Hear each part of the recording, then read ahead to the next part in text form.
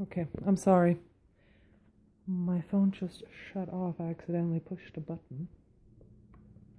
Okay, so this is that large deck.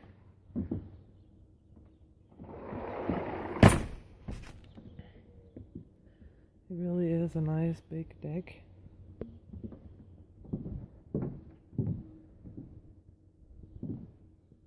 This is how you look towards your neighbors. There is some more backyard over here.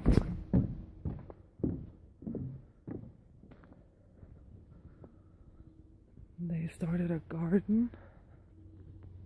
This is how it goes around.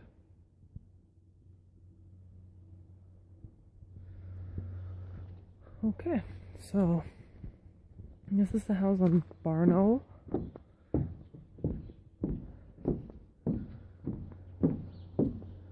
I mean, it is a cute little house, but it is priced cheaper because it is smaller, but it is in good shape.